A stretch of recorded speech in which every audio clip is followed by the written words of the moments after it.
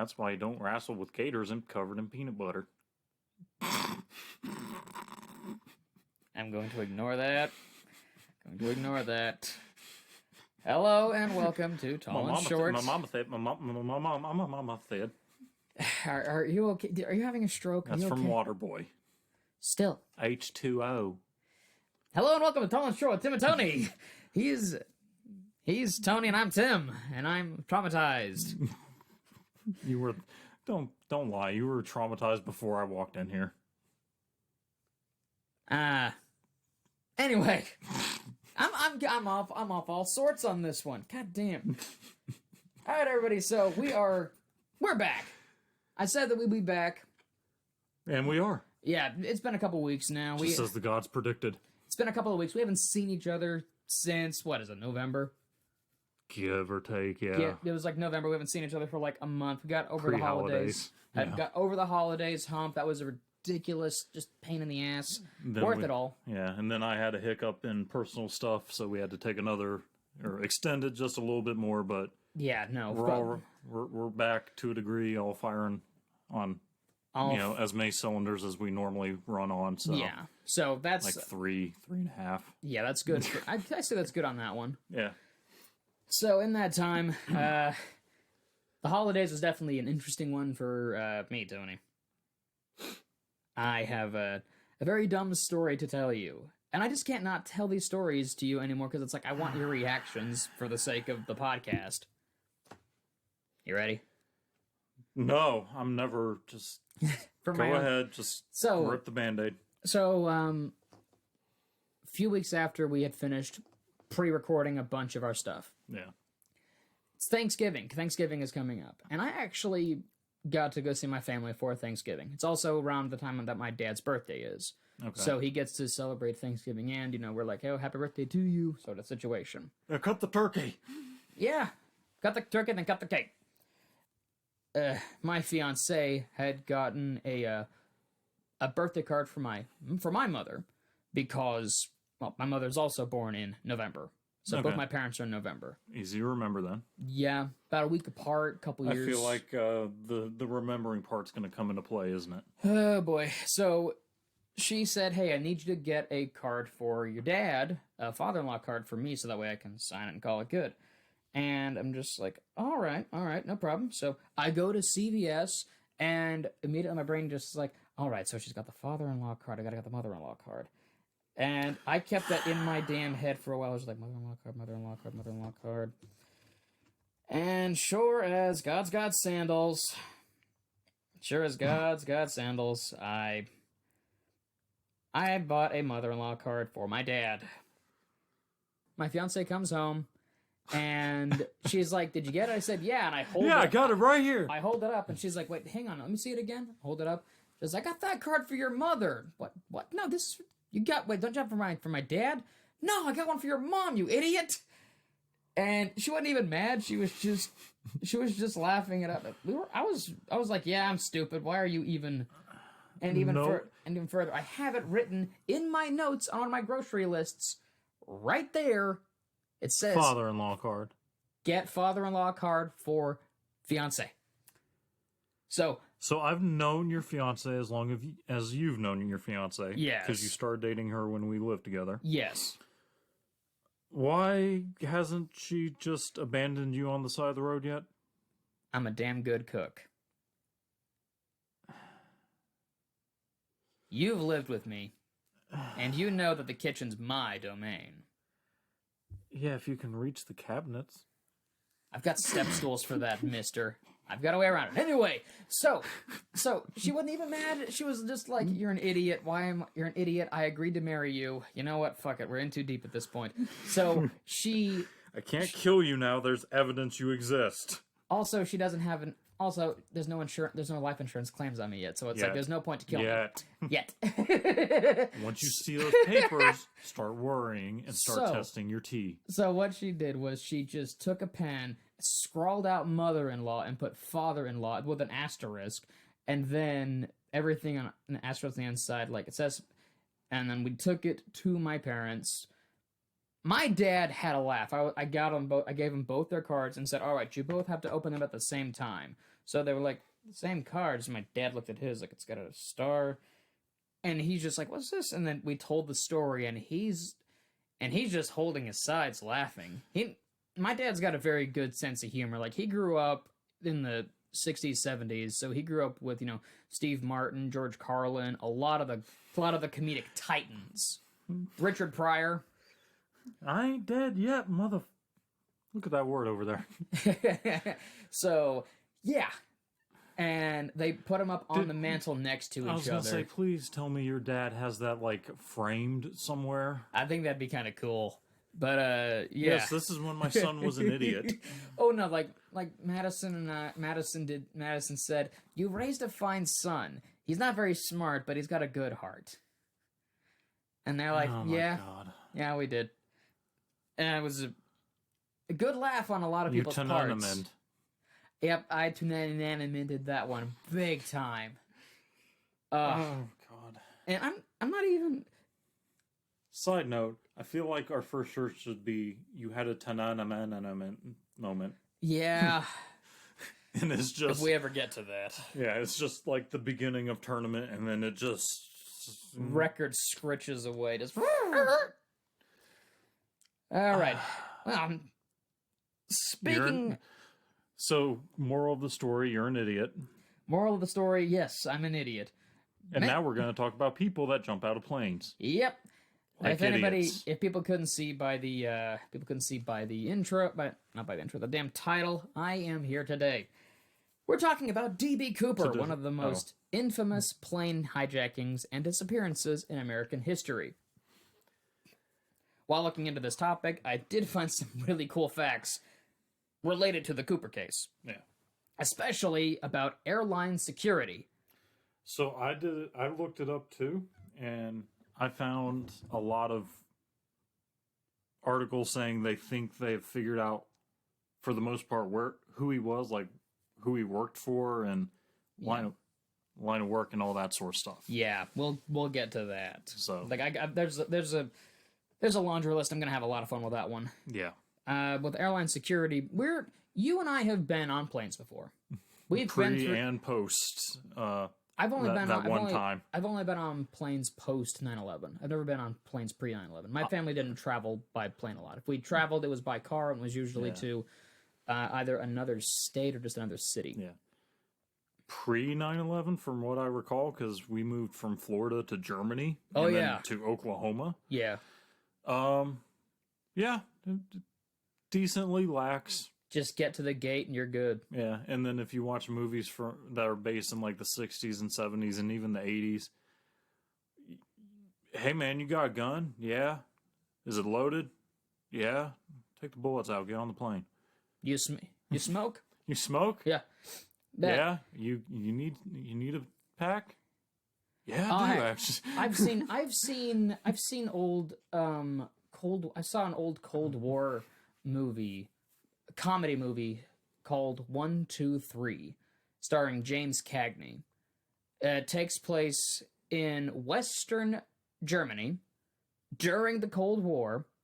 Cagney plays a high-end Coca-Cola executive, and it's Coca-Cola. They actually are like Coca-Cola, I swear, sponsored the movie or something. Probably. in Western Germany. And when they go to they actually meet the daughter of the CEO of Coca-Cola official. They're out on the tarmac and everything waiting for her. Like, that would not fly nowadays. No pun intended. No pun intended. Like, that would not at all. I think my favorite trope from that era of flying is, hey, aren't you the captain? Yeah. Who's flying the plane? Yeah. Why do you have a cocktail in your hand? So I can fly the plane? Yeah. Like, yeah, but the smooth James Kirk drinking captain trope. Yes. Yeah. How it's just changed since then is insane. But we're going to look at a little bit of, pre all of that. Thanks to IBM.com, I actually got some cool little stats. Nice. So, for one, you're familiar with the golden age of piracy, right? Yeah. Well, from May 1961 to December 1972, This was seen as the golden age of airplane hijackings, with a total of 159 recorded hijackings. Majority of them happened between 1968 and 1972, with multiple hijackenings. Hijackenings. That's canon now. That's how we're going to call The them. hijackenings. They happened the same day. A good chunk of these hijackenings, I can't not now. I'm onto this. I can't not now. They were related to people who wanted to fly to Cuba after the Cuban Revolution ended in 1959. I mean, have you tried a Cuban cigar? I mean, don't get me wrong. They wanted to be seen as these revolutionaries and receive protection from Fidel Castro. But, wrong. It's Castro. They'd be arrested, and then Castro would offer to sell the stolen planes back for a meager $7,500 USD.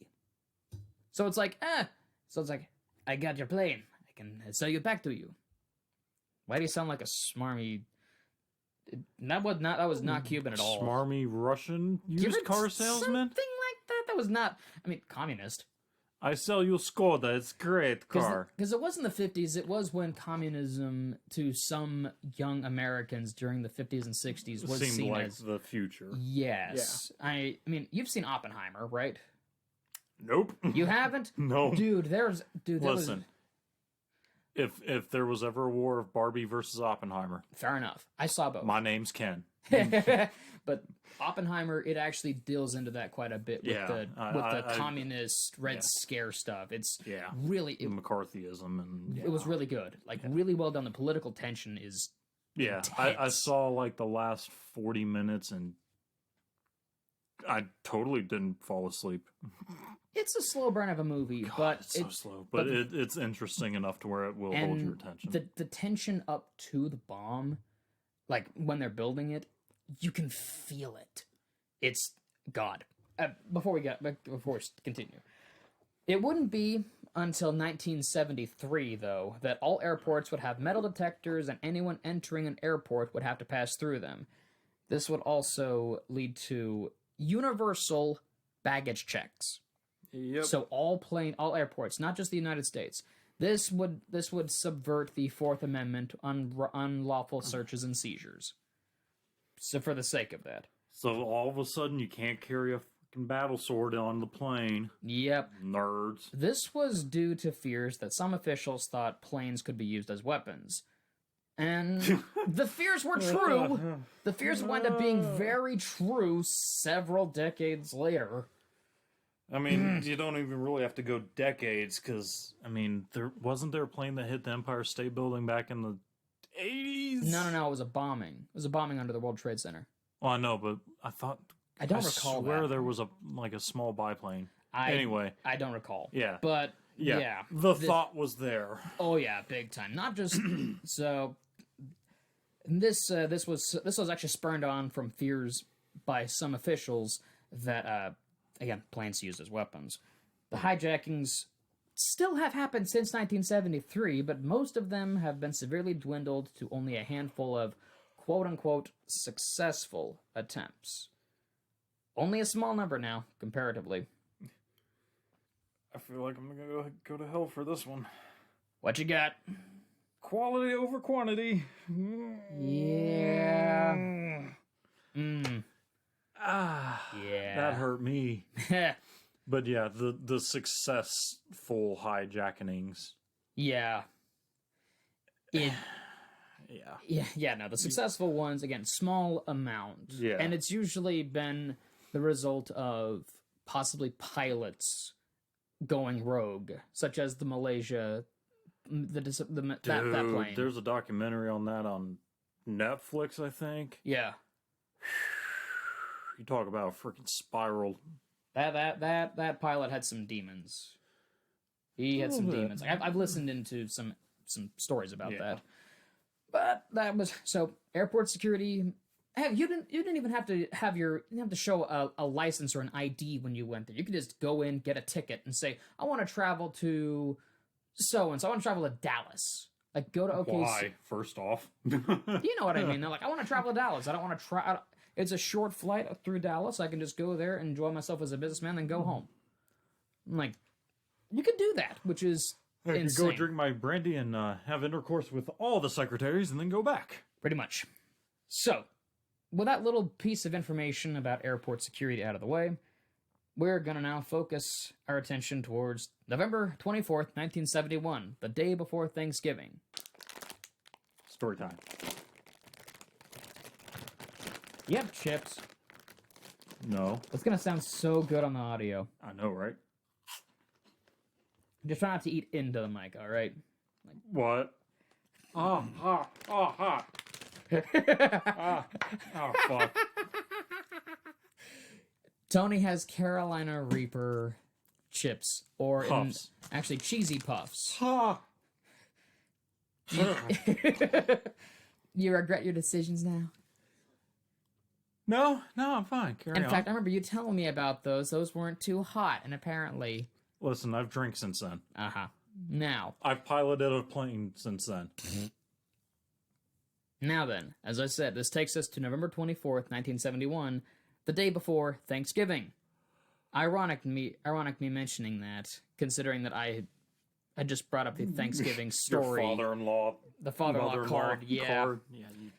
That afternoon at the Portland International Airport, it was an average day for most of the workers. Side note. Sorry, everybody, I'm laughing at Tony's reaction to the chips right now. Ha! Side note.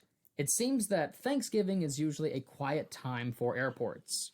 You'd think it'd be busy, You'd think. but that took me by surprise. Since it's only for a day, that kind of makes sense. Most people stay home. They're really hot. I don't like this. You might want to stop, dude. I'm fine. Oh god. The most busy times for airports is definitely during the actual holidays, like December through Yeah, I was good gonna chunk of say January. like the week before or Christmas, probably. Most of December, I would even argue. Yeah. Anyway, back to our story at hand. A man entering the airport was wearing a dark business suit and carrying a black briefcase, and had made his way to the flight counter of Northwest Orient Airlines. He bought a one-way ticket on Flight 305 with cash, which this ticket was about $20 at the time. The plane was a 30-minute flight to SeaTac, the Seattle-Tacoma International Airport. When asked for the name on the ticket, the man gave the name Dan Cooper. Any and all eyewitnesses who were asked about Cooper described him the same way. He was in his mid-40s, white male with lightly tanned skin, a little swarthy, dark hair, brown eyes, clean-shaven, no visible tattoos, scars, blemishes of any type.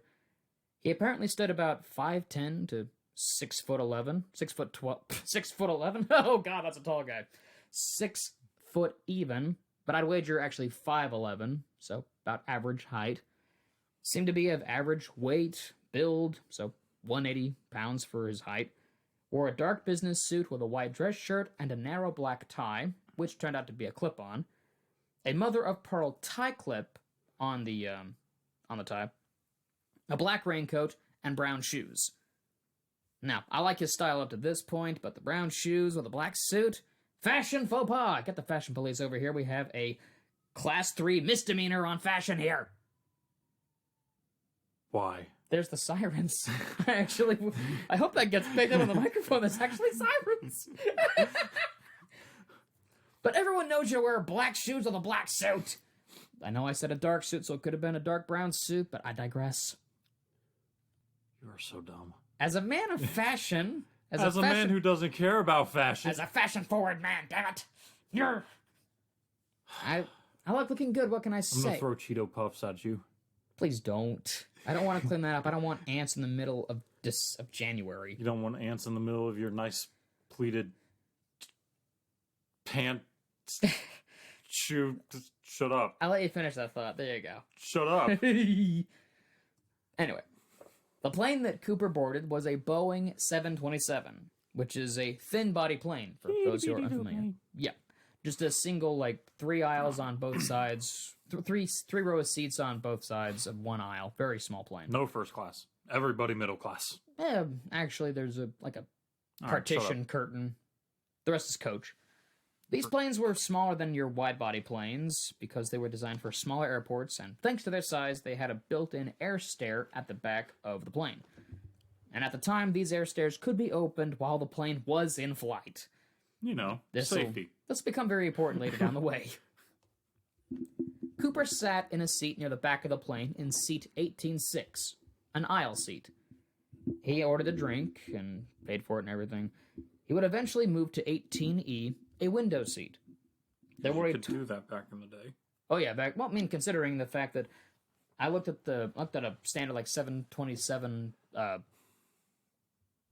layout seating chart sort of situation. Not a lot of seats. Like, I mean, if there's 18 by 6, that's over, that's a number, that's over 100 seats. I'm not going to try to get into the math on it. Yeah, don't do math well. No, now we're doing this. I'm not a math major anyway. This is not a math podcast. Nope.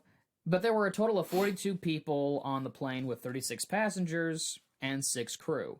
Mm-hmm. So Cooper included on the 36 passengers, and the crew was Captain William A. Scott, First Officer William Radachak, Flight Engineer Harold E. Anderson, and then the flight attendants, Alice Hancock, Tina Mucklow, and Florence Schaffner. Those 3 pilots, or flight crew guys, yeah, definitely had some drinks just based off those names before they took off. Possibly. Scott was the captain, so he's the main pilot. First officer, he had a whiskey. First officer is the co-pilot. And then your flight engineer was essentially like the navigator who helped out. Because this was before we had a lot of the assistants and a lot of the more big computerized stuff. So they still do that on military planes, right? Yeah, I think for the most part they always have at least 3, maybe 4, depending on the size of the plane. Uh-huh. I think the Blackbirds, the SR-71s, I think they have a 5-man crew. Wow. Because it's a deceptively large plane, but they have a pilot, a co-pilot. They have someone, I think, specifically to monitor the speeds. Uh-huh. And then they have a navigator and, like, a satellite, radar guy. Wouldn't it surprise me if they have, like, a reserve pilot, too? Because you gotta have... I think they're all qualified to pilot, but... That makes sense. Yeah. But anyway, yeah. But yeah, at least... I think the same setup is common for most military planes still. All right. At least the large ones. Once all cleared for takeoff, the plane left at 2:50 p.m. Pacific Standard Time. Not long after takeoff, Cooper handed a note to flight attendant Schaffner, who was assigned the aft end of the plane, so the back end. Initially, she thought it was just another businessman giving her a phone number or a dirty note or his hotel room that he was going to be staying in. Of course. Which was common back then. Just, you're a businessman traveling a lot, you're lonely, sort of thing. Yeah. Schaffner almost disregarded the note until Cooper leaned over and whispered to her, saying, "You should read the note. I have a bomb." Schaffner opened the note, and it did say that Cooper had a bomb in his briefcase, and he wanted her to sit next to him.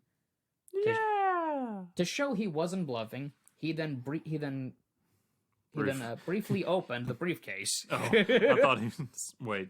And he don't you dare get your head out of the gutter right now. Get it out of the gutter right now. He briefly briefed his briefs. And he showed what appeared to be approximately 6 red tubes or sticks that were about 6 to 8 inches in length, a bunch of wires, all connected to what appeared to be an 8-inch cylindrical battery. And to Schaffner, this looked like a bomb. I mean, yeah, first, in that heat of the moment, I'm going to err on the side of caution. Oh, yeah, no, and I actually looked at FBI records of this, because thanks to the Freedom of Information Act, it's out there. It's out there, but they've got some stuff redacted, like names and stuff, for the sake of obviousness. Yeah. But it was also, like, over 400 pages, and I'm just like, no, that's funny. That's cute. Mostly because a lot of the paperwork was still, like, descriptions of Cooper over and over again. So I'm like, I don't want to just wade through all that nonsense. Because there's, the sheriff's department, there's all the stuff involved, all the law enforcement involved with this. Yeah. After Schaffner sat next to Cooper, he told her he had a list of demands, which included $200,000, all in $20 bills. Now, Okay. Now, I would hate this guy if he came into the casino and he bought in with all of that. By the time I'd be done, I would have to be moving on to the next table. Besides, I don't think we would be allowed to change out $200,000 because we do not have $200,000 at my casino. That would be way too fucking much. I want to... That's a lot of 20s, man. It is. It is a lot of 20s. And your standard strap of 20s is about 100, so $2,000. So we're looking at over 100 straps of 20s. And a brick is about 5 of those. So I'm looking at about 20 bricks, I think is how the math is mathing right now in my head. I could be wrong. Are we talking about money or are we talking about cocaine at this point? It sounds like you're talking about drugs. No, we're talking money. There's just a lot of like lingo in between drugs and money. Yeah. Well, you know. It wouldn't surprise me if I've actually handled some of the money that may have actually had residue on it from drugs. It wouldn't surprise me. I wash my hands frequently because of that. On a brief side note, this amount of money, $200,000 back in 1971, would be a little over $1.5 million. Oh my god, in today's money, just based on inflation. I can't not do it. It's nearly difficult not to do the Dr. Evil thing. Cooper also asked for 4 parachutes, 2 front or reserve parachutes, and 2 back parachutes, which is your standard usage parachutes. These were civilian parachutes because military parachutes open automatically, while civilian parachutes you have to manually open. Yep. Because There's a ripcord. It was like a hook or something that... Yeah, they have a hook system on most jump planes. Yeah. Where as soon as you get past a certain point, the hooks doesn't break away, but like releases. It pulls. And it pulls the chute out. And that's like, if you look up when people are parachuting out of a military plane, yeah, as soon as they're out of the plane, their chute almost immediately opens. That's what that is. When Cooper was done with his demands, he told Schaffner to tell the pilots, who then relayed all of this to SeaTac Air Traffic Control, which led to security, and then the Seattle Police, and the FBI, and then this whole just dominoes, Benny Hill chase of law enforcement getting involved. It's like, oh, he told the butcher, then the butcher told the baker, and then the baker told the local judge, and then so I can keep going here for a minute. Going for another one? No. Uh-huh. The FBI also reached out to Donald Nyrop, the president of Northwest Orient Airlines, who said he wanted full compliance with the hijackers' demands. So hot. Tony took another bite of the chips. Shut up. He's having fun. I'm so scared right now. Because Cooper had demanded 4 parachutes, there was fear he'd be taking a hostage, which meant you don't want to tamper with any of them. No, because you don't know which one he's going to put on him. Cooper had also demanded that there be a fueling truck to meet the plane when it landed in Seattle, that the passengers stay on the plane until the money was brought aboard, and that the parachutes were to be the last items brought on board. Tina Mucklow, another flight attendant, was demanded by Cooper to sit by him at all times. Cooper now having moved to the window seat 18E. Mucklow said Cooper seemed to be familiar with the terrain outside, mentioning seeing the city of Tacoma while they flew over it, and that the McCord Air Force Base was only a 20-minute drive from SeaTac. Okay. Apparently, during this whole exchange, Mucklow described Cooper as calm, nice, polite. He was still willing to pay for his drink, even if he was hijacking the plane, and he even requested food for the flight crew when it landed at SeaTac. So he's a nice guy, I guess? He's human? Karma? He's trying to make sure his karma's okay? I don't know, maybe. Yeah.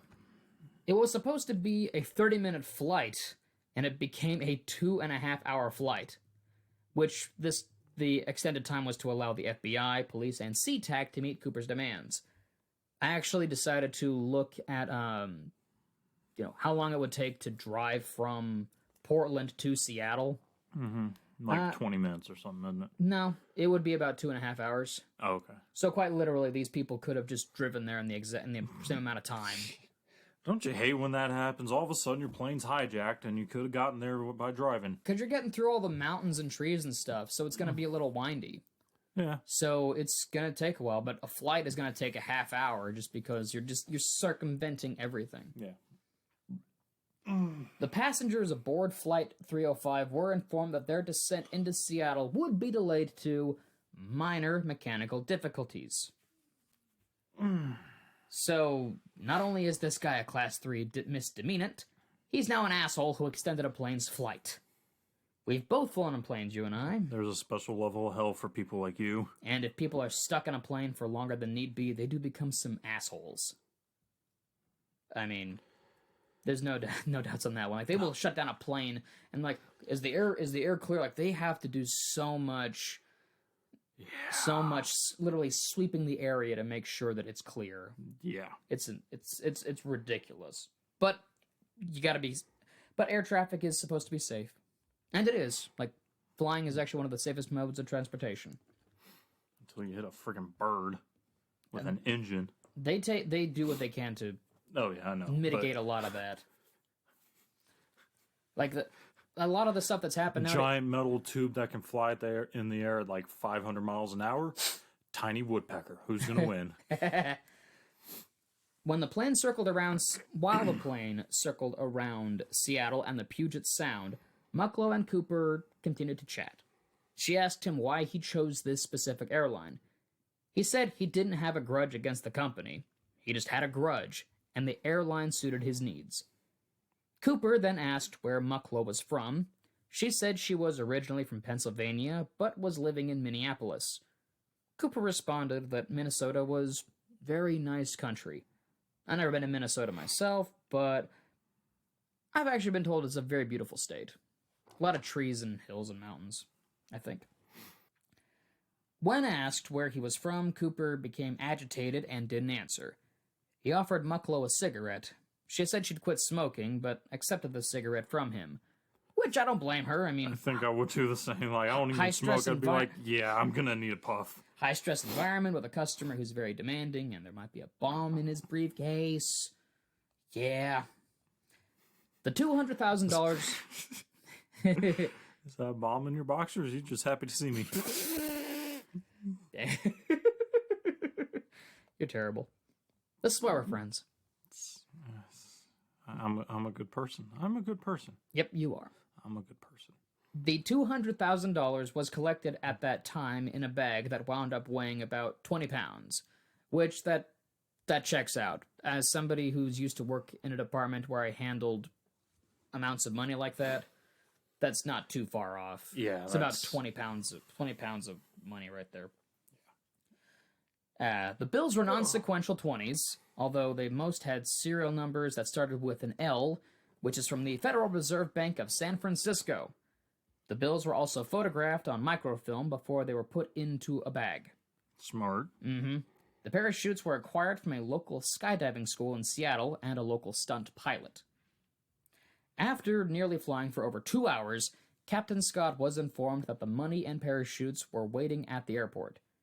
He had the info relayed to Cooper, who gave permission for the plane to park at a partially lit runway away from the main terminal. He said he wanted one representative of the airline to approach with the money and parachutes, and the only entrance and exit was to be the front door, which is where they usually go up near the front. Yeah. Not the aft stairs. Yeah. Those come in later. Yeah, that's later. The operations manager of Northwest Orient's Seattle was chosen to be the one to deliver the money and parachutes. The manager changed into civilian clothes for fear that his work uniform might be mistaken for a police officer's uniform. Smart. So I don't blame him on that one. I mean, last thing we need is for a guy to see the police doing this and then, like, my demands aren't met, goodbye. And then all of a sudden we have a show. The passengers remained seated while Tina Mucklow went out and collected the ransom money. Once it was all past the customers and with Cooper, he allowed them to disembark. While the passengers left, Cooper inspected the money, while Mucklow attempted to make a joke and asked if she could have some of the money. He quickly grabbed a packet of bills to give her, but she told him it was against policy for flight attendants to receive tips. So sort of a nice guy. I mean, he's got $200,000. What's he? He's like, here you go. Here's like, here's a couple $1,000. It's like, I don't think he even needed the $200,000. I think he was just proving a point. More than likely. Mucklow then went out and took 3 trips to gather the parachutes for Cooper. While this was going on, Schaffner walked up to Cooper and asked for her purse, which was in a compartment behind his seat. He allowed her to do so, saying, "I don't bite. Yet you may have a bomb. So..." I don't bite, but I blow up. A good thing he said blow up. Like, good thing you said blow up. That would have gone very south very quick. The third flight attendant, Alice Hancock, then asked if she and Schaffner could leave the plane, which Cooper allowed. He saw them as not part of his plan anymore. Non-essential. Yep. When the 4th and final parachute was brought on board, Mucklow handed Cooper instructions to use the parachutes, but he said he didn't need them. There was a delay in the refueling process, though, which caused 2 more refueling trucks to come up. During this delay, Cooper complained about the money being in a cloth sack and not a knapsack that he had asked for. So I can literally see a 20-pound, like, just pillowcase of money being given to him instead of, like, an actual banker's bag or something that he was... just a duffel bag in general. That he's asking for, because that would have been much easier. So he had to improvise, and he sacrificed a parachute by cutting it open with a pocket knife and using the now empty bag to carry the money. I believe it was one of the reserves, one of the front packets that he used, which makes sense. Yeah. Those are smaller ones. They're a little bit smaller than mains. Yeah. Cooper began to grow impatient and annoyed with the delay. He was like, "Come on, I got the money, get me out of here." Soon, with the plane ready to go, Cooper gave his own flight path and directives. The plane was to take a southeast course to Mexico City while traveling at 100 knots, which is around 115 miles per hour or 185 kilometers per hour. So that's a slow-ass plane. Yes, you can get 150 speed in a land vehicle, easily. That is on the bottom end of a 727's performance. I can't imagine that if they go slower than that, they're not going to stall. Oh yeah, no kidding. Because it's like, what is it, like 115, 110 is the governor for most land vehicles. Yeah, maybe 120. Yeah, I'm not admitting to any crimes, but if I were to have a motorcycle and if I were to go fast on it, the speedometer definitely stops at 120. So you've gone about as fast as this plane has gone. Allegedly. With but this at 100 knots, so 115 miles per hour, at a maximum height of 10,000 feet or 3,000 meters. So he's going slow and going decently high. Yeah, but not like 30,000 feet. So legitimately a third of where they would want to be. So he's keeping it low. The landing gear was also to remain deployed, the wing flaps lowered to a 15 degrees for some odd reason, and the cabin to remain depressurized. This seems like another one of those math questions that you get in a textbook, like we solve for X. My brain just went to like 5th grade, like, if Tommy's traveling at this speed... Yeah, if you travel for 100 knots at 10,000 feet high, while also accounting for the airspeed velocity of an unladen swallow, how much money will it take for Mr. Cooper to get out of jail? Did you just quote Monty Python? Yes, I did. You can go. You can go at any time. First Officer Radachak told Cooper this wouldn't be possible without a second refueling at a halfway point.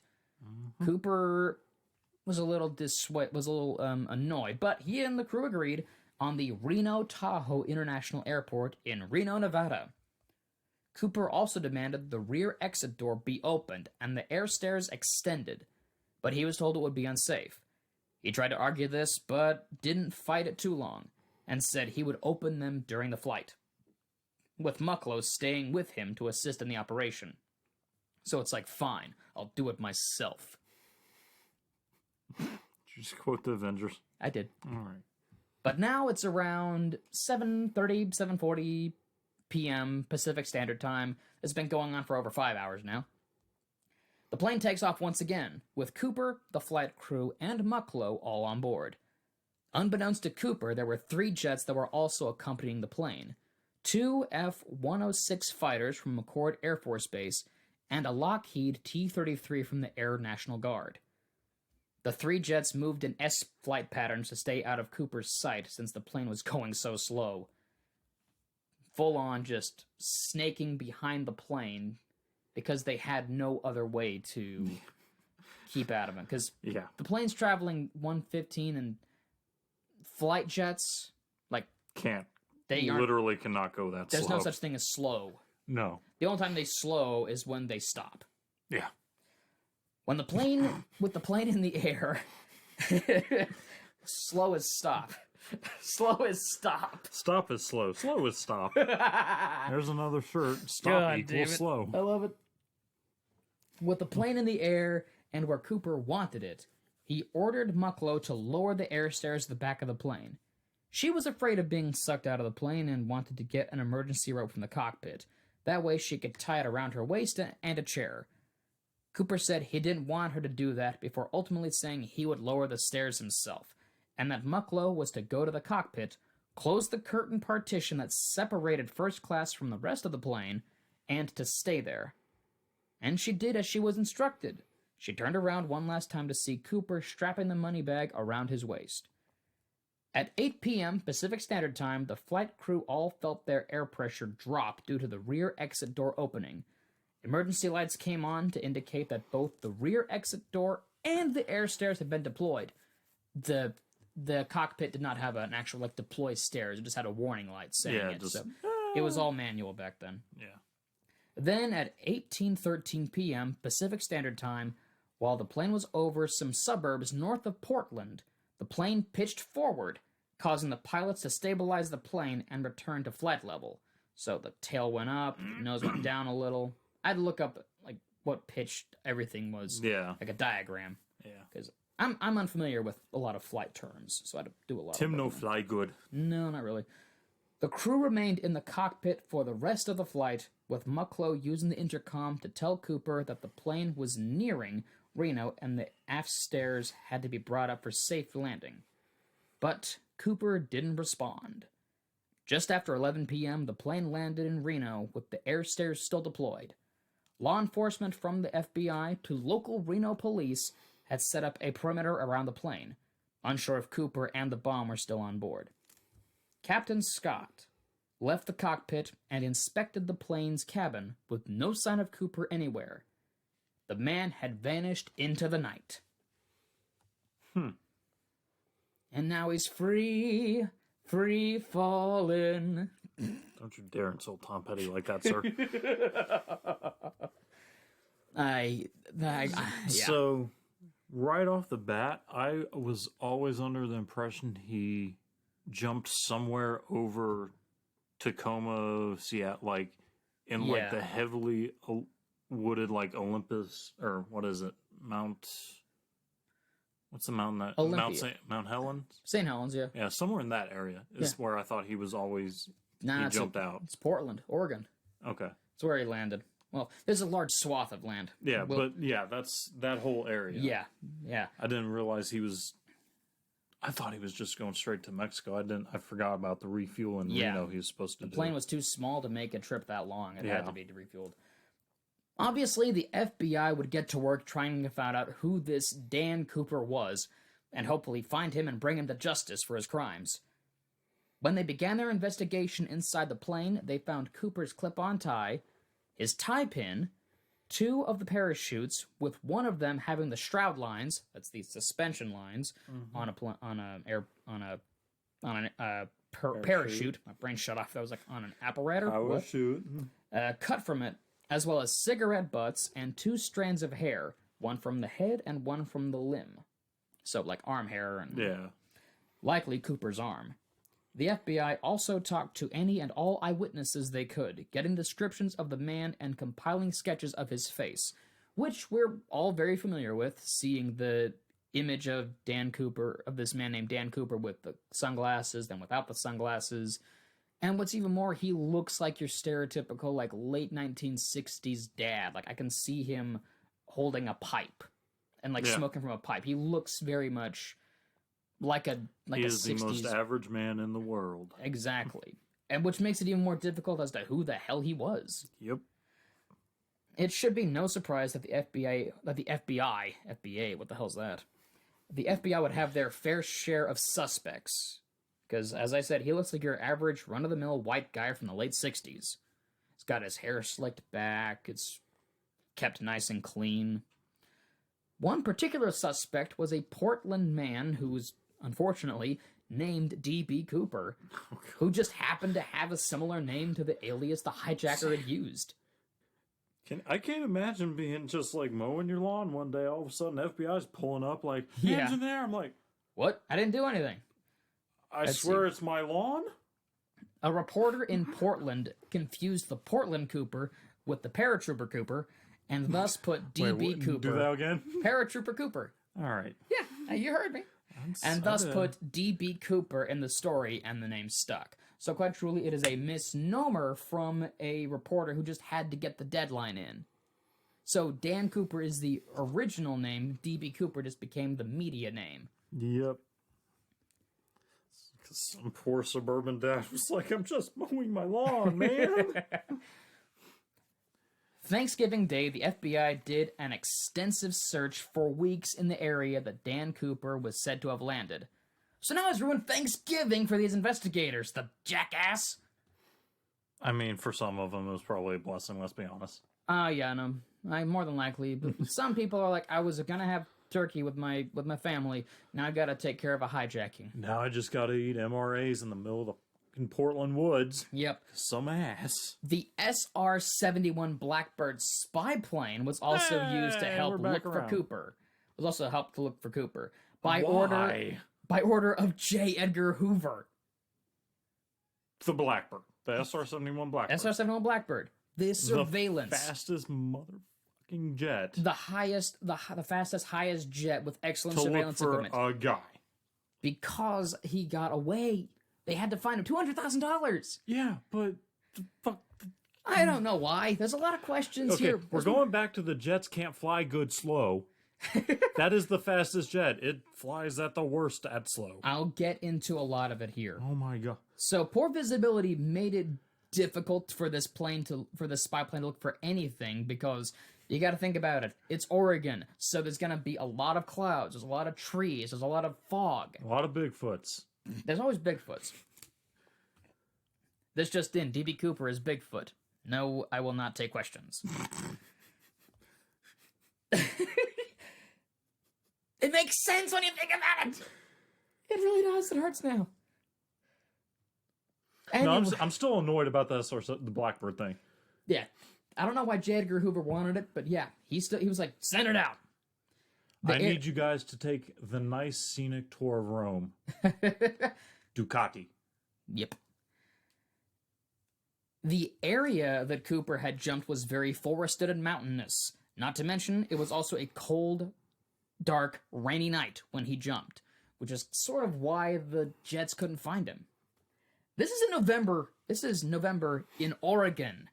So it's muddy and cold and horrible. Yes. The likelihood of someone surviving is very slim, given that Cooper couldn't see where he was jumping. He could have gotten impaled on a tree or tangled up in his parachute in a tree, or hit the ground and then picked off by animals. A body has never been found in the large area that the FBI covered, so... He just gets impaled on the top of a pine tree. His body's just up there for weeks, just...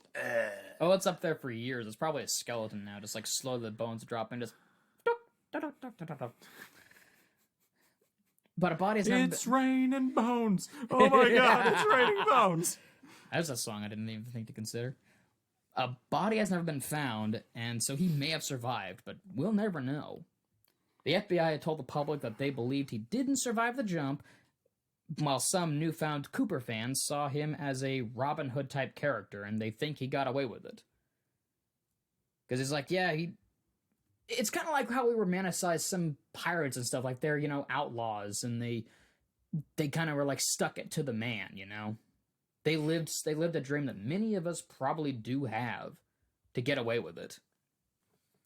I mean, just 200,000. Back then, that was a lot of money. That was. I mean, $1.5 million today, so it's like... I mean, that could buy you all the brandy and cigarettes. Pretty much. Less than a week after the hijacking, several letters were sent to different newspapers around the Pacific Northwest, Reno, Nevada, and Oakdale, California, for some reason. The letters were handwritten, typed, and even had used cut-up pieces of magazine articles and newspapers. Kind of like your classic ransom note. Yeah.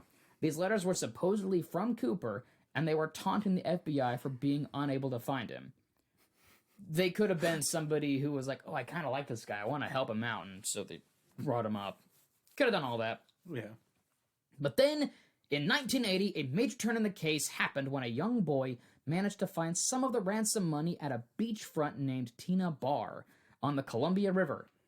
There were 3 packets of worn and degraded 20s, with the amount being about $5,800, so a small fraction of the $200,000. Yeah, but still money. Despite the ragged appearance of the bills, they still had their rubber bands on them, and the serial numbers matched the ones from the heist.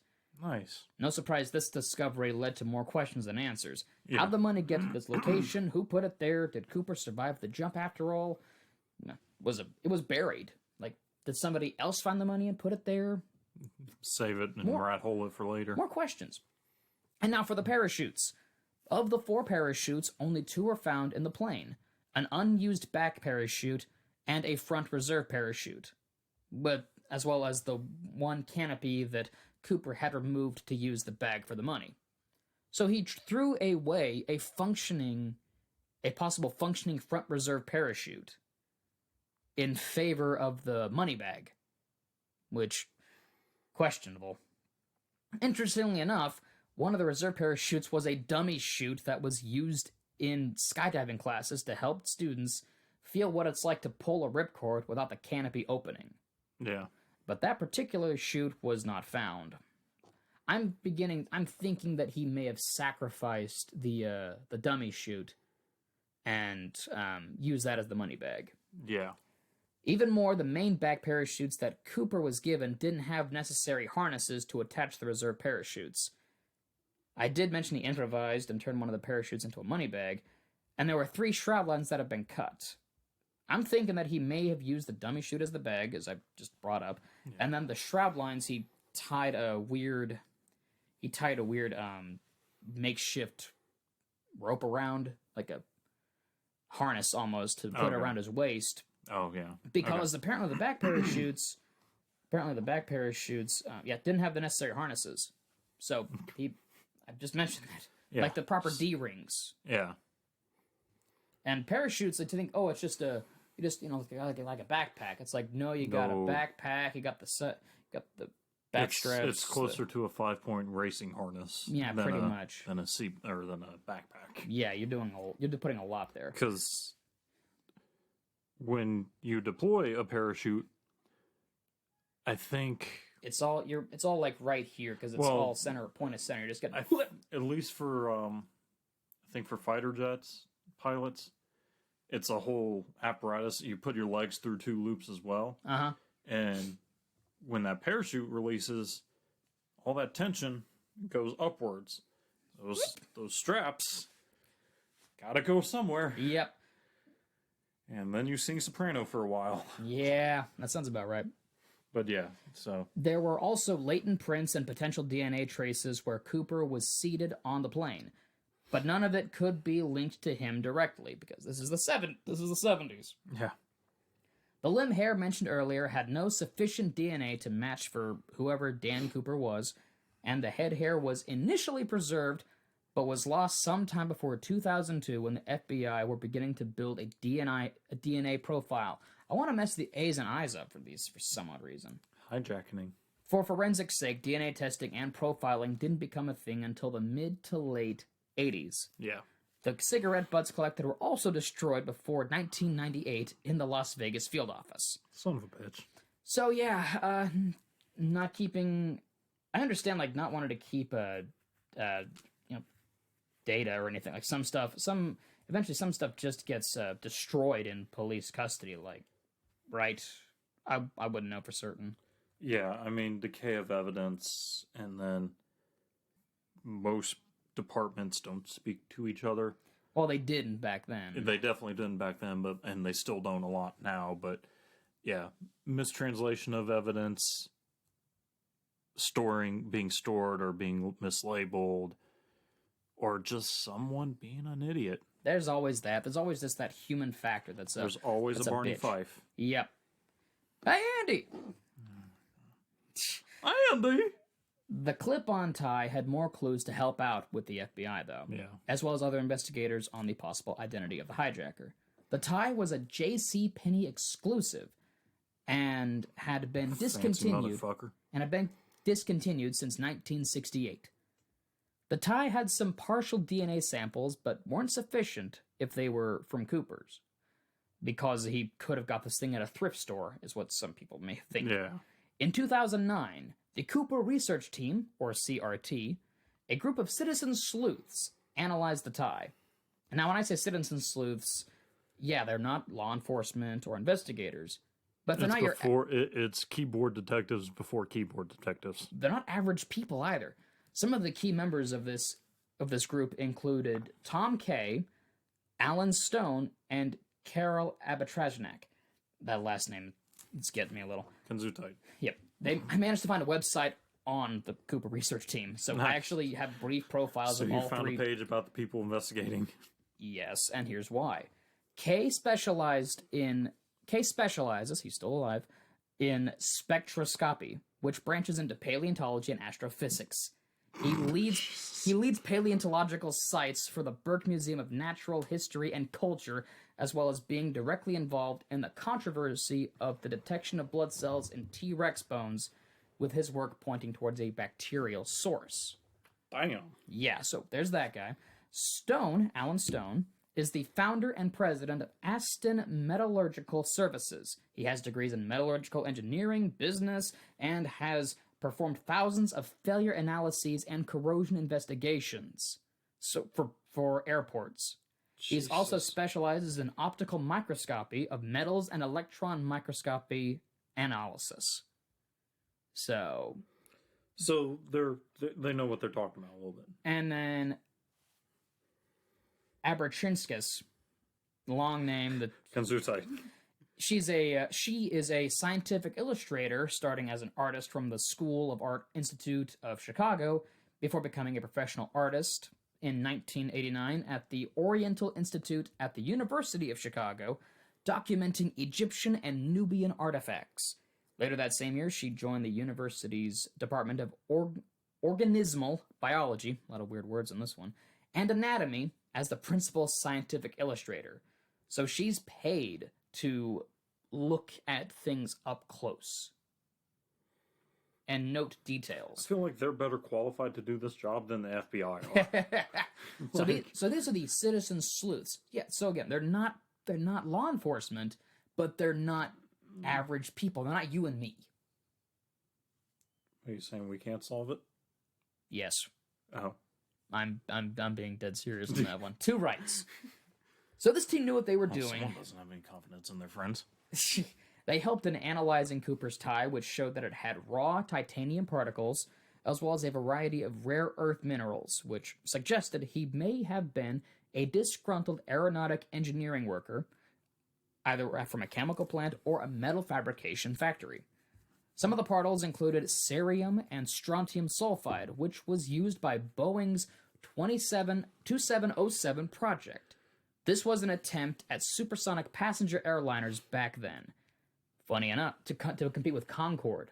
Mm-hmm. Funny enough, the project was canceled in 1971 in Seattle, the same year Cooper made his jump. So there's some coincidence here. If I had to say anything, I mean, he says that Boeing, it's nothing against the airline, just the fact that the plane was what he needed. So possibly. In fact, as I was researching this topic, another citizen sleuth, independent investigator, also works on this term. He claims that some of the steel titanium particles indicate Cooper may have worked for a metal plant named Remcrew, or Crucible Steel, which was located in Pennsylvania. The name is now, the the plant has, I think, gone under since then. Yeah. But there's also speculation the tie was from a thrift store, as I mentioned briefly. So it could have been from Pennsylvania, but somehow wound up in the Pacific Northwest and on Paratrooper Cooper's shirt collar. I'm not gonna not call him that anymore. Anything but. Paratrooper Cooper and hijackings. Yeah. So, and I actually, like, full on, I started researching this, and that was the first thing I see is new evidence in Cooper case. I'm like, what the hell? That's what I saw too. I'm just like, that's awesome. Now, despite the help of citizen sleuths, the FBI did officially suspend the investigation in 2016, mainly looking to focus their resources and manpower elsewhere. Nearly 50 years of searching and still no one knows, or may never know, who Dan Cooper really was or what happened to him. We'll never know. I think. Or it could be maybe later down the road we'll finally figure it out. DNA testing is so impressive nowadays. Yeah. One final little note before I move into the suspects. There is speculation that the hijacker took the moniker of Dan Cooper from a Belgian comic book about a Royal Canadian Air Force pilot also named Dan Cooper. But these issues weren't in English at the time of the hijacking, so it's assumed the hijacker Cooper may have had a tour of duty in Europe and read the comics there, or he may have even been of French-Belgian origin. Speculation that might not even be real. I mean, Dan Cooper's a pretty common name when you think about it. Like John Smith. Yeah. Just like, how many John Smiths do you know? And I actually know a handful. Which is really insane. I do too. Yeah. Now, we're going to look at all 800 suspects, so buckle up, everybody. We're going to be here for the next 3 hours. All right, I'm going to go home. You have fun. I'm kidding. We're going to focus on the primary suspects, most of whom are favorites of investigative authors, and a couple that were FBI focus. Kidding. First off, some of the basic details about this is that Cooper knew his stuff. Being a former jumper or paratrooper Cooper. Maybe he just did a lot of homework, possibly even being former military, given his particular instructions for the depressurized cabin and setting the wing flaps to 15 degrees. I'm not going to delve into the entire backgrounds and childhoods of these folks, because that'll be a long time coming. Yeah. Because that would make this a very long episode. We both have to work in the morning. And we're a good hour into this, so... We've talked about this almost as long as we talked about Pokemon. Pretty much. The first suspect is Richard McCoy Jr., and this guy, everybody likes him. He was born in 1942, he died in 1974. He is an Army veteran with 2 years in Vietnam as a demolitions expert before working with Green Berets as a helicopter pilot. After time in the Army, he became a warrant officer for the Utah National Guard. He was an avid recreational skydiver. Someone's got to have a hobby, so why not that? So why not hurl yourself out of a perfectly good plane? In April 7th, 1972, McCoy did a copycat hijack, brandishing a disguised paperweight as a grenade aboard United Airlines Flight 855, another Boeing 727 with aft air stairs. He demanded 4 parachutes and $500,000. Jesus. So people think that he actually did it once and he was going to do it again. And if you look at photos of Richard McCoy, he's kind of goofy looking. I don't think he was Dan Cooper.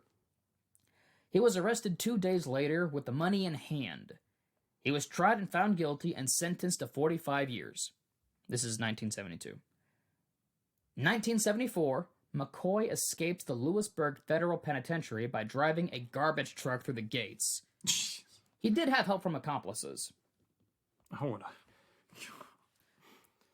Now, he died, and then eventually he died in a police shootout 3 months later at Virginia Beach. Oh, lovely. Yeah. But why he was not considered a hijacker, why the suspect, why he was not. McCoy was 28 at the time of the paratrooper Cooper hijacking. So the description of him being in his age, 40s. Yeah. Yeah. Unless it was a really hard 28. It had to, possibly. This was the 70s.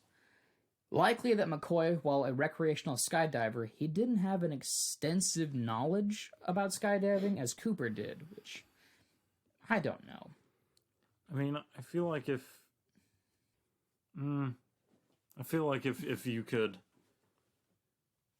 if you do a few skydives and you actually do your homework, you would become proficient enough to sort of give commands like Cooper did. Absolutely. I'm gonna throw that. This is what Richard McCoy looks like. I sent you a picture. Personally, I don't think it's him because he looks too goofy looking to me. Yeah, he's not quite compared to what the image is, and they try to be as accurate as they can be with their composite sketches. Yeah. He's too goofy looking to me. Yeah, he's pretty close. Like, if on a scale of 1 to 10 on similarity, I'd give him like a 6.5 to a 7. Yeah, no, close. I'm not arguing on that one. White guy in the 1970s.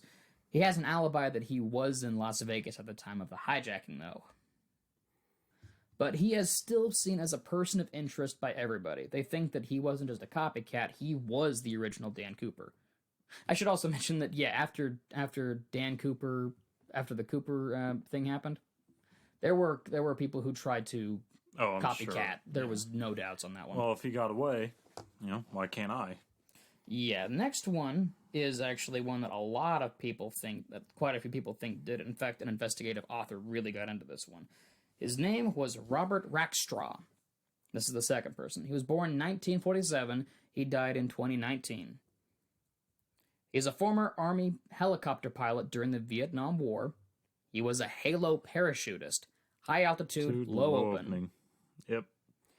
Received a less than honorable discharge because of conduct unbecoming of an officer, including he lied about receiving medals, what rank he held, as well as lying about attending 2 California colleges. All right. It is also said he was extremely angry and disillusioned about being discharged. So, I mean, yeah. He had 9 points of match between Rackstraw and the FBI composites. In fact, I actually have the photo right here, sending it to you right now. Again, possible. If I think it were a different photo, like not that photo. Like, there's one photo I see where he's in uniform that looks a lot more like what. That looks possibly more like what they were looking honestly, for. the first guy looks a little bit closer to him than the other. Try that one. This is Rackstraw in his uniform. I can now sort of see it, sorta, but yeah. But it's also like I'm looking for it almost at this point, yeah. so I'm not doing that. No, I think the other guy is a little bit closer. I would like the only issue with Rackstraw is he was also 28 at the time of the hijacking, and he was a person of interest in 1978. He's an ex-convict as well. Yeah. Yeah, he murdered his stepfather, but was acquitted of the crime in 1978. He tried to fake his own death by stealing a rented plane. The plane was found in a hangar with a new paint job. Nice. He committed check fraud and was in jail for over a year. He was eliminated from being a suspect because there was no direct connection to him being on Flight 305. He then died in 2019 from heart disease. Apparently, between his release from prison and death, Rackstraw apparently was a law instructor at University of California, Riverside in the 80s and 90s. And then after that, he started a boat repair business, which fell through in 2016 after newfound allegations were made against Rackstraw from another citizen sleuth. And then, of course, there were others. I actually have said, just go to the Wikipedia page for these next ones, because there were so many of them. Those were the two that I could find the most on. Yeah. There's Ted Braden Jr. He was a Special Forces commando during Vietnam. He was born 1928, died 2007, so a little older. So a little older than the guys. But the thing is, he was not well-liked person. Was described as the perfect combination of high intelligence and criminality. He is listed as 5'8", and he was a little on the shorter end. But he had a dark complexion, like I'd said. Cooper had slightly tan skin, Cooper, yeah. And was 43 years old of age at the time of the hijacking, which are features all in line with his description. So he's a little shorter, but he definitely at least was a bit better. I mean, he joined the military at age 16 in 1944 with the 101st Airborne. He was one of the military's leading parachutists. A lot of stuff here, so possibly. He was eventually sent to prison, though, for driving around a stolen vehicle with fake plates. That's well, fun. you know, stuff happens. Yeah, no. There's a few others here. I mean, there are so many that people are just like, oh, I think it was my person, because, I mean... you want it to be the person, you want to be the one that found D.B. Cooper. Yeah, because I remember watching, like, there's this one guy, Lynn Doyle Cooper, L.D. Cooper. He was a leather worker and a Korean War veteran, was proposed as a suspect in July 2011 by his niece, Marla Cooper. He was born in 1931, died 1999. At 8 years, when Marla was 8 years old, she recalled Cooper and another uncle planning something very mischievous involving the use of expensive walkie-talkies. But I honestly doubt that one, because his DNA did not match the partials that had been found on the hijacker's tie. Yeah. There was so many others. There's even a murderer by the name of John List. He had killed his family, like his wife, mother, and 3 teenage children in New Jersey, because he full on was in severe debt and then just vanished. He eventually was caught in 1989, but there was no substantial evidence to implicate him in the crime. There's so many. There's one by Walter R. Recca, 1933-2014. This guy was apparently a former military paratrooper and intelligence officer. He was proposed as a suspect by his friend Carl Lauren in 2018. So an older guy says, I think it was Walter who was the guy. He was always a little off. He actually wrote a book and everything about his time, like My Friend Dan Cooper, something like that. And he just goes on about this, but the issue, he goes about how, he fell and I saw him with a suit and he had a bloody spot and everything. These claims have been skeptical because allegedly, Recca landed near Cle Elum, Washington, which is up in central Washington. Cle Elum is well north and east of Flight 305's known flight path, more than 150 miles north of the drop zone assumed by most analysts, and even further, far from Tina Bar, where the money was found. Recca was a military paratrooper and private skydiver with hundreds of jumps to his credit, in contradiction to the FBI's publicized profile of an amateur skydiver at best. Recca also did not resemble the composite portrait, and I don't think I can actually find a photo of him. And I remember the first time I ever actually... And that's just a few of the suspects. There's a Dwayne L. Weber, and this guy actually... This was a death-side confession. I remember this one. This guy, he was on his deathbed, died in 1995, and he said that he told his wife, I am Dan Cooper. And then that was it. I remember watching, like, In Search Of, or... I am the walrus, cuckoo, choo. It's like In Search Of, or one of the old sci-fi shows back in the day when they were talking, or History Channel back in the day when they were talking about this. This is how I learned about D.B. Cooper. Yeah. And I remember them talking about it. It's like, but we can't composite his story because he was a World War II Army veteran, 1927 to 1995 is when his life. He was in 6 prisons from 1945 to 1968 for burglary and forgery. All right. And the only reason he was proposed as a suspect was because of his apparent death-side confession, which he said 3 days before he died. He does fit the physical description, does have a criminal background, but Himmelsbeck, who was one of the investigators, does not think that Weber was Cooper. Also, the DNA failed to match samples recovered from Cooper's tie, so a lot of people, they were thrown out. There's over 800 suspects on this. We may not know. And then the one independent investigator who just recently was like, oh, it was actually from Pennsylvania. That one, he thinks it's another guy entirely, and some people are calling him out like, I don't think it is, dude. Like, you're wanting it to be. So I really do think that the identity of Dan Cooper is going to remain a mystery for a while. Yeah.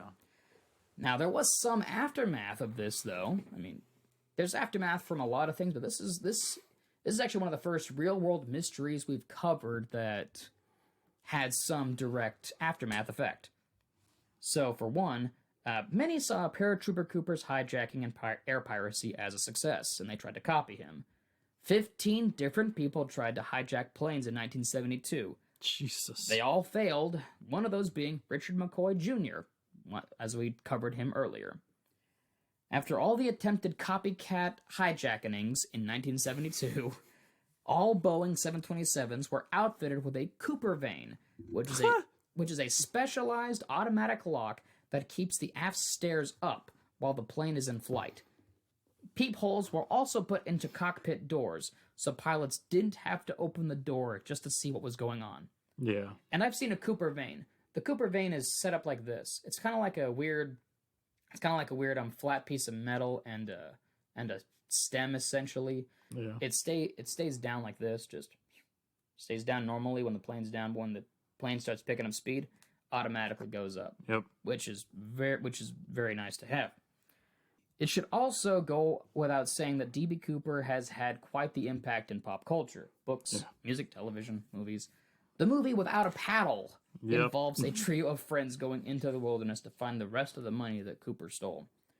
Countless documentaries and television, as well as episodes of shows dedicated to the mystery of him. Music as well. I mean, freaking Kid Rock has a song that actually mentions D.B. Cooper and the money he took. Yep. That's in there. There's also Tom Petty with Free Fallin'. Leonard Skinner, Freebird. Oh, God. And then, of course, I Believe I Can Fly by R. Kelly. I don't think we can talk about that. We don't need to throw that guy in there. Fuck him. Jackass. Those last three, I am kidding. I mean, Leonard, because I'm pretty sure Freebird came out well before. When did Freebird come out? How should I know? You're the music guy more than I am. That's fair. You're more the music guy than I am. Hey, Siri. 74, 75? 73. All right, so possibly. I don't think they were talking about D.B. Cooper. I don't. But I can just see that now, like the aft stairs is going, and it's just, I'm free as a bird, yeah. Come on. When the Freebird solo kicks in. Recently there was the Marvel show Loki, where the title character was D.B. Cooper. There's only one crap about this, is that Loki depicted the incident as being a sunny day with calm weather when it was a cold, rainy night. And it's an Asgardian god and not... Yeah. And once he jumps and everything, he gets picked up by Heimdall, by the Bifrost, and all the money and some of the money goes scattering. It's like, there it is. There's a trick. Hey, I can't whistle. But, I can't either. But yeah, I know you're talking about the Leo DiCaprio man. Yep. Hey, that's it. So that is it. That is our story on D.B. Cooper, Tony. What? Hi, cat. My cat is up here. If anybody realizes this, he's having fun. Yeah, that's Dan Cooper. No, that's your cat. Goof. You're a damn goofball. What do we have? What's some stuff that you didn't even think on, dude? Like, I mean... So Without a Paddle is the first time I really ever heard about D.B. Cooper. Yeah. Yeah, I mean, I've heard it was an FBI cover-up. In some realms, somehow aliens got into the fray. I heard one theory that aliens picked them up like mid-jump. It's always aliens. Aliens. God. Hang on. Aliens. What hair? Shut up. That's not the point. Nah, you do it then. Aliens. Close enough. Ah, both cats are here. Hi, both cats. Yes, they're both up here. Yeah, I've heard that he survived and he, had like a getaway car like on the nearest road. There's all sorts of things. I've heard he died. He had an accomplice to get him out of there. Because, I mean, I've come across another person who was said to have, like, a bloody shirt and had injuries or a broken leg. I'm like, I mean, I don't think it will ever get figured out.